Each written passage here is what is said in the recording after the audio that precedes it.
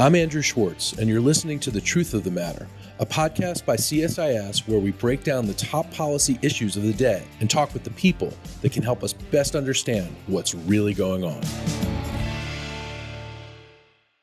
To get to the truth of the matter about U.S. airstrikes against Houthi rebels and other entities in the Middle East, we have with us Mr. Norman Roule. Norm is a CSIS senior advisor, non-resident here at CSIS, but with us all the time.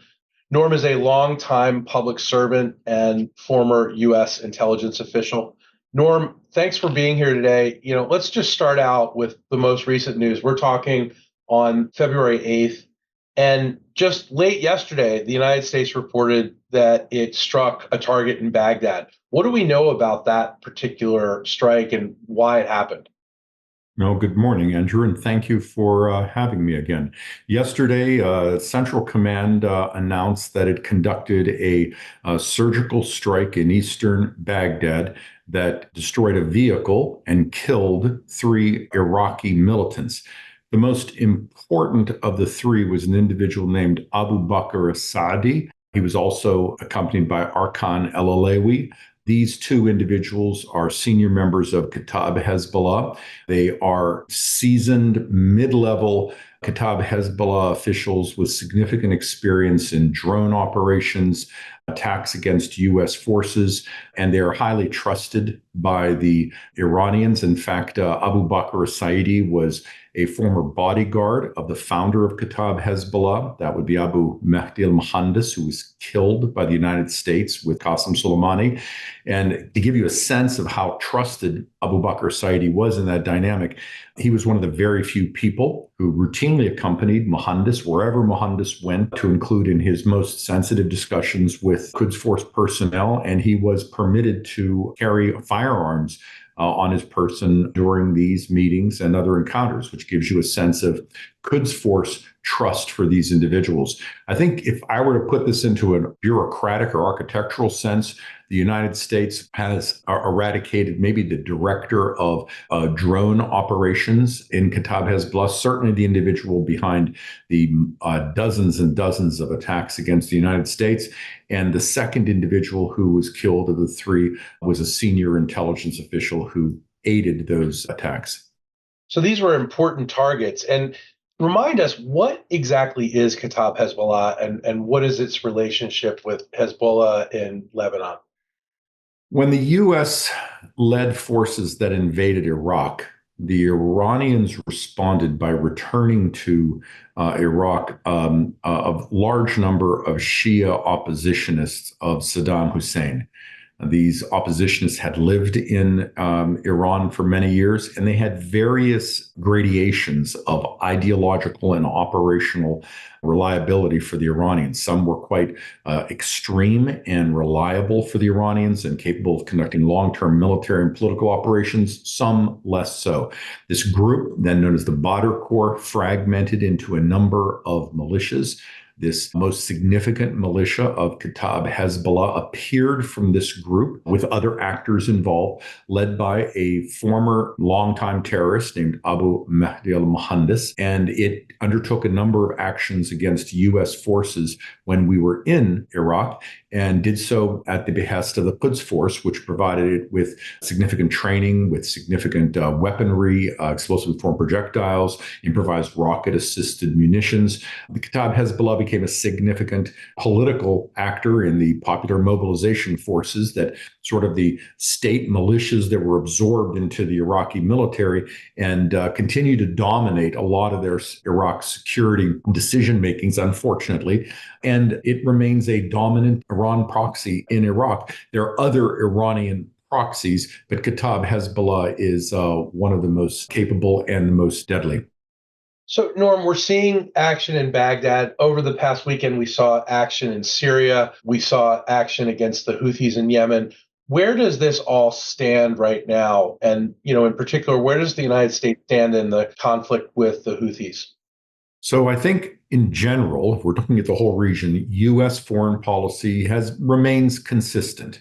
Our position is we do not seek a wider conflict. We do not seek a conventional war with Iran. We do not seek to undertake actions that would involve U.S. ground forces in the region. We will rely first and foremost on defensive actions to prevent harm to our troops and the operations they're responsible for conducting in the region. And again, our troops in Syria and Iraq are there to counter Daesh, conduct some counterterrorism training for the Iraqi military as well. The U.S. will respond when our personnel are struck or significant attacks are deemed successful against the United States. And if personnel are killed, we will undertake operations to directly punish and even kill individuals responsible for that. And we have seen this occur a couple of times in Syria and Iraq. I think what we're watching here that's different is first, generally, the United States tries to avoid actions in Iraq because we are concerned with Iraqi stability. It's a very complex political environment. We don't wish to complicate the presence of U.S. troops. This killing yesterday will certainly do that. And at the same time, we are reluctant to further involve ourselves in a conflict. The United States hopes that by bringing about a long-term ceasefire or significantly diminishing the scale of violence in Gaza, that will take away the energy from militias who are attacking our forces and others in the region. I'm not perhaps quite as confident as some of the spokesmen have been on that, but it's a sound piece of logic. I think what we've seen change in the last couple of weeks is that this defensive posture has become a little more offensive. In Yemen, we've watched U.S. and British forces undertake operations to destroy Houthi missiles and drones before they take off, but while they are prepared to be launched.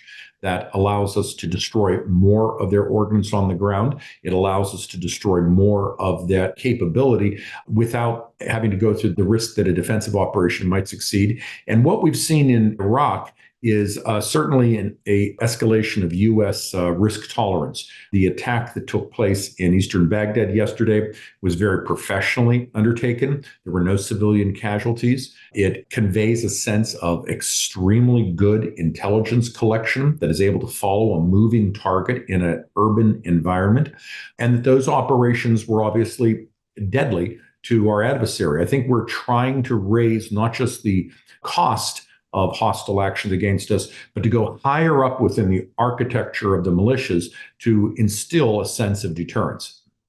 Well, so, what's also interesting, Norm, and, I wanted to ask you about this, is some of the criticism of the administration was that they were striking targets in the Middle East that were replaceable, things like equipment, things like vehicles, things like, inanimate objects, not people, so to speak. Yesterday that changed and we went after senior targets. Do you expect there will be more of that? And, and then the question is, I think, is what we're doing actually working? We've asked several questions. So let's start with the nature of U.S. strikes prior to this point. It's certainly true that the vast majority of U.S. response has been targeted against facilities and locations. That's not nothing, as they say. The attacks against these facilities has degraded command and control, intelligence fusion centers, and has destroyed a significant amount of capability that certainly would have been used against us with perhaps lethal consequences. So we can't underplay that. Secondly, the nature of the weaponry that we have used has been long distance, off-site, and has demonstrated significant precision, professionalism, and intelligence capacity. And that is a message itself to an adversary because it says, today I hit this facility, I could just as easily hit you. You need to think about that as you make your next steps. As the political weight of the adversary, in this case, the Houthis and the militias, continued towards violence, you saw a gradual escalation, as I stated, to attacks on the ground, attacks in Iraq, which is unusual, an attack in Iraq that killed militia commanders, militia operatives, following the attack that killed 3 of our personnel in Jordan. And now you have this issue. So in each case, we're messaging to militia leaders and indirectly to Iran, if you don't knock this off, we're going to gradually move up the escalatory ladder. So the question then becomes, is that working? That's a difficult question to answer. And it's a difficult question to answer because you don't know what could have happened. You only know what does happen. So if the militias do turn down the pace of their action, and there was some evidence that some of the rhetorical commentary from Iraq since the death of our personnel has shifted, there are things that are being prevented. And that will only be known perhaps through intelligence collection, if at all. But you've also got a sense of within the adversary, they have to start thinking. So let's look at yesterday's attack and the attacks that followed the killing of our forces. That demonstrates significant understanding of the adversary, locations where work is conducted, specific sites at large locations. The strikes we conducted after the death of our personnel in Jordan included 85 targets on 7 large facilities. So there were a lot of target potentials on those facilities. We knew exactly where to hit. If you're inside of an adversary right now, you should be thinking, well, what do I do to make sure that I'm not in the next strike? How good is my counterintelligence? How good is my ability to compartment operations and activities? How good is my security? How deep is my hole? How hard is the cement that's going to keep me from being killed by a drone? Should I get into that car and drive around? Should I go to that meeting with my supervisors? So you do inject a sense of uncertainty, and that does lead to some operational incoherence and degradation with your adversary. That should never be ignored. But in the end of the day, if you're in Tehran, we've touched nothing of significant consequence to Iran's leadership or to the Quds force. Now, certainly the 2 men of the 3 men yesterday are a significant loss of experience and capacity, but this is not difficult to replace. Likewise, regarding Iran, the personnel that it withdrew from the area, and the U.S. has stated that the sites hit in Iraq and Syria following the Jordan attack were associated with the IRGC. That means IRGC works there, has some personnel that come there occasionally, may even have training undertaking there. Those personnel can be returned in some cases to similar facilities in a matter of hours. Last, the ordnance that has been destroyed in Syria and Iraq, for example, is part of a vast collection of ordnance that can be drawn upon if the adversary believes it can be successful in punching back against us. So let me now twist this to, so if you're the adversary, what do you do? And the answer is, you hurry up and you slow down. The first thing you do is you have to show defiance. You have to show that there is some sort of consequence, but you don't do anything foolish. So I think we're going to see some effort to complicate the presence of U.S. troops in Iraq. The Iraqi government has come out strongly against the U.S. attack yesterday, but nonetheless, I think that will happen. You might see action against the U.S. in another environment, in another operational area. You might see crowds being called upon to undertake protests, which could turn violent against the United States. There are a variety of tools that could be used to show that response. But in the back, the people conducting lethal and kinetic operations haven't gone away. The Quds Force officers responsible for Iraq and Yemen haven't gone away. They have their 8-hour day job, and they're going to be saying, what do we do to punish the United States and its partners? And that remains a persistent problem. So, Norm, despite the messages that we've sent over the last week, do you believe that the United States is still showing too much restraint here? I would say that too much is a subjective phrase. I would instead say our restraint brings consequences. The consequences are not only that within Iran, Iran's leadership will say, the United States continues to demonstrate that it's not willing to touch us. And until that changes, apparently we haven't touched a red line, and we can keep going, doing what we're doing, albeit perhaps in a different area where the U.S. isn't focusing, using personnel that have yet to be touched, playing with that environment in that way. And I think if I can just digress for a moment, when you're looking at deterrence, it's a word that's thrown around too often and too easily. Deterrence is like a 4-burner stove in which one burner is hot. You know not to touch that one burner because something bad will happen to you, but you know you can work in other areas because the heat is not being applied to those burners. If you're an adversary, you look for places where your opponent is not applying pressure and where you have capacity. That's another country, perhaps, a different type of tool, the Arabian Sea, East Africa, the U.S. homeland. And even with the burner that's hot, when your opponent looks at those other areas, there's a tendency to lower the heat in that burner. You can always come back. So it's never a permanent action. It's usually a temporary action that is only sustained by your adversary's sense. How committed are you to following this? How committed are you of following through? Have we tested you and have you passed those tests? I don't think we're achieving any of that with Iran. One more comment, and I'm sorry for going on so long, but I want to add one more thing, and that is, if you're in the region, the United States is saying, we're your partner, we're standing with you. And by the way, we're bringing massive forces to the region, and we have an extraordinarily capable force. So within the region, and that ranges from Iran to our partners and our allies in the area who work there, they have no doubt that we have extraordinary capabilities, none whatsoever, to include the Iranians, which is a very professional military force, even with somewhat primitive military capacity, other than their missile and other asymmetric tools. But it's a question of our intent of how and when we will use that. So if we don't undertake a robust, immediate response to attacks against our personnel, and instead we practice only defense, what does that mean if we've told a partner in the Gulf, we will stand with you if you are attacked? Because it sounds like our response is going to be, we're going to help you defend. And as long as you defend, that is not going to change how we engage, at least for a while, until there's significant loss of life or personnel. And I think that might push people in the region to hedge with other countries, to include détente with Iran, relations with China and Russia, perhaps changing their relationship with the United States. It's just a complication policymakers need to consider. Because we're saying we'll defend you, but we're not saying we will get out ahead of the problem and do anything proactive. Is that, do I understand that right? I think it's more than, I think it's more of, we will respond to attacks, but we will respond at a time and place of our choosing. And that might be after multiple attacks.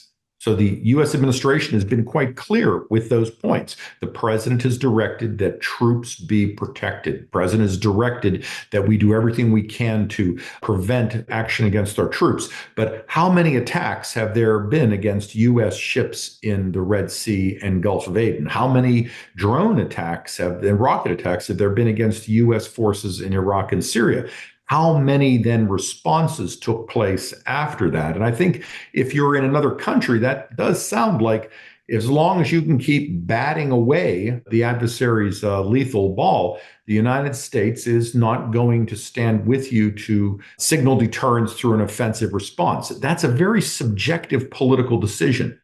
You could have a president say, if you fire on our troops once, we respond next day with, because we apparently have great intelligence, the next day with an attack on the adversary to say, don't do that again. Or you can say, as long as I defended the attack, there's a difference between a successful attack and a failed attack.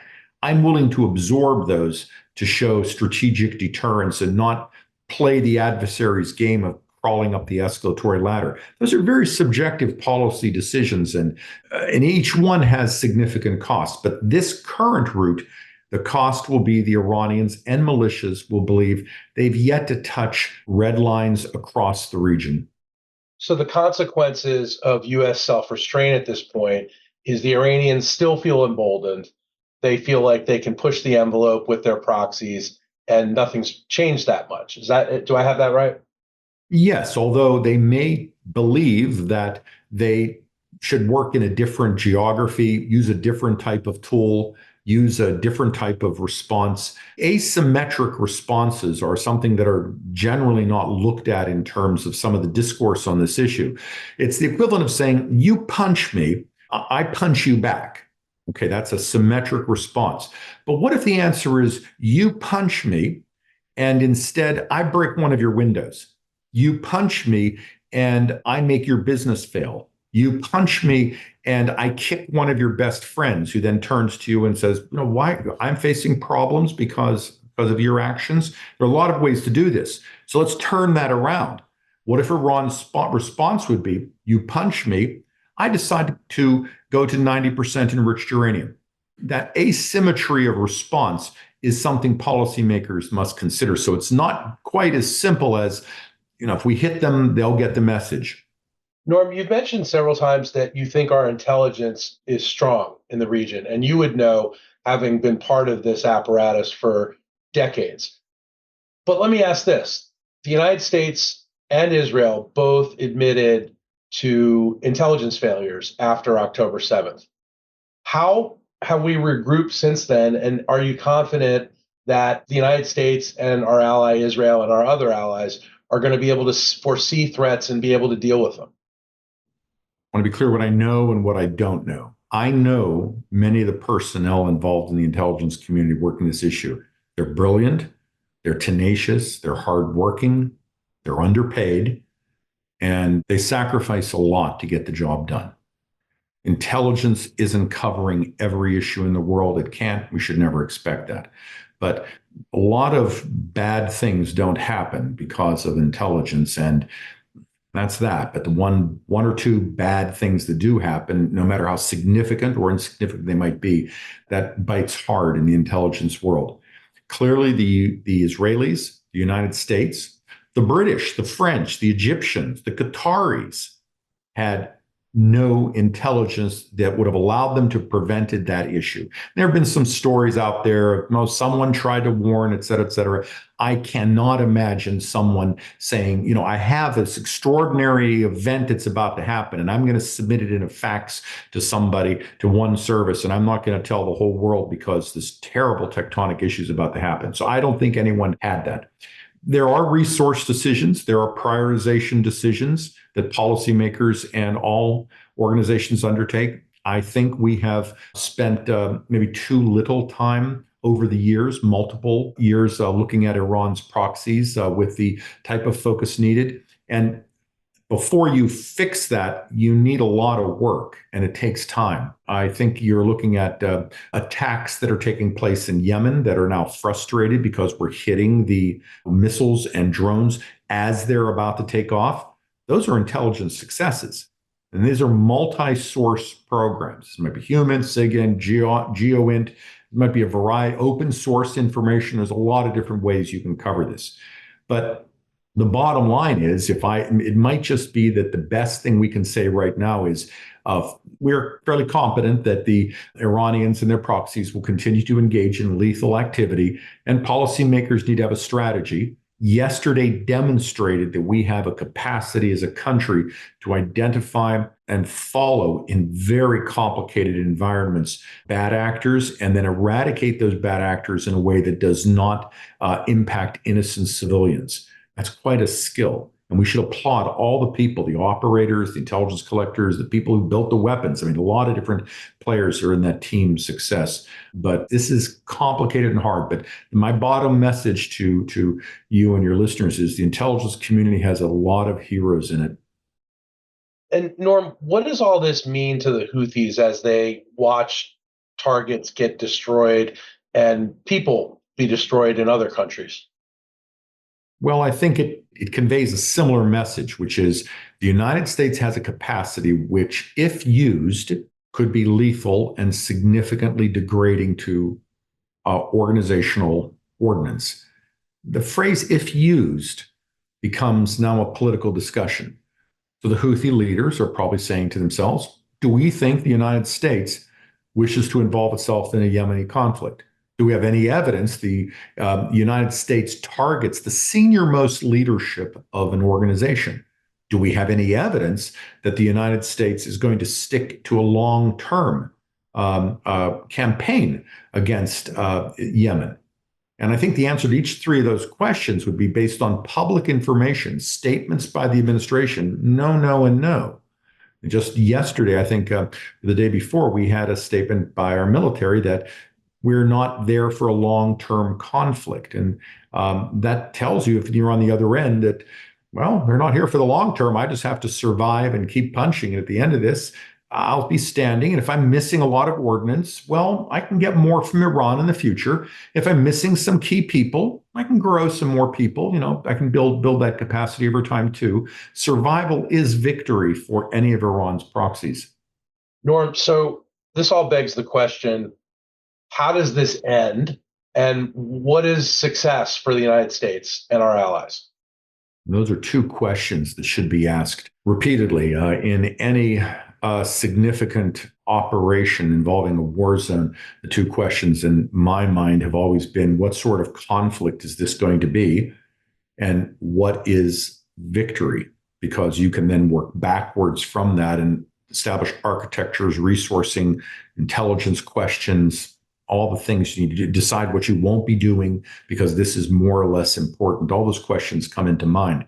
I think we can take confidence that the administration is being truthful. First, it believes that it can reduce the level of proxy activity by reducing the level of violence in Gaza. You can agree with that or disagree with that. I think that's a firm position.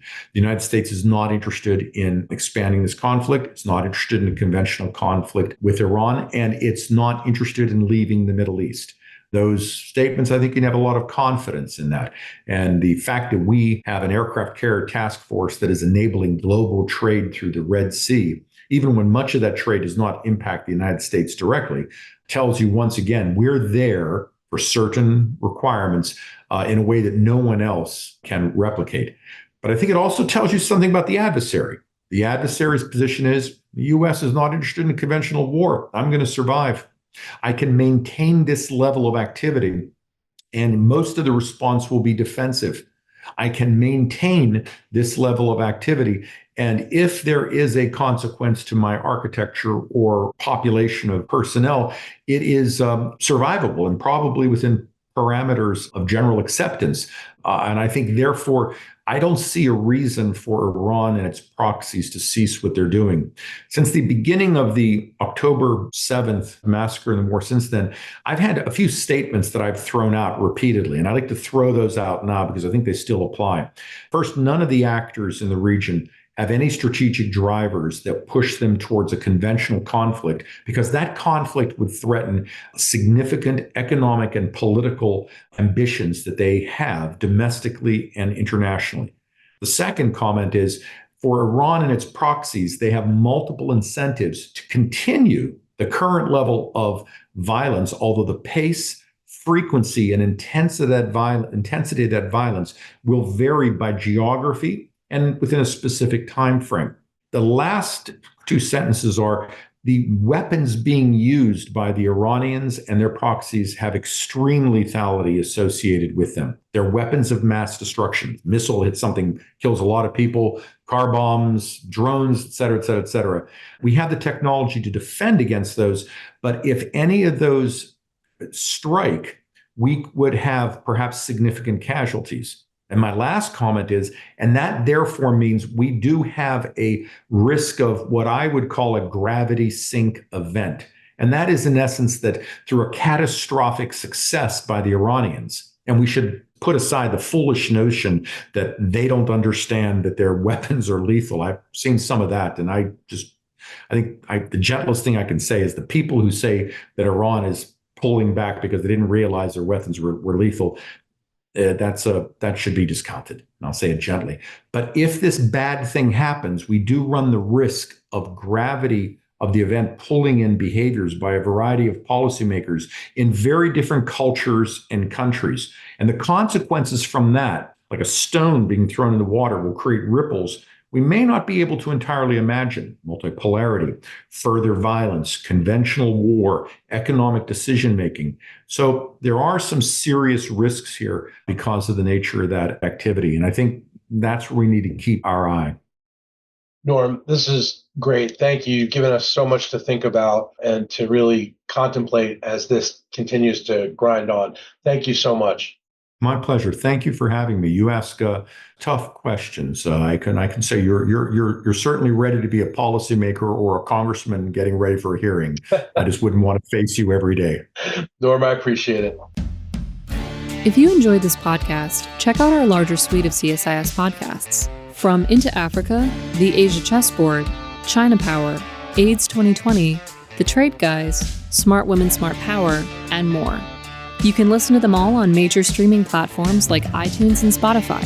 Visit csis.org/podcasts to see our full catalog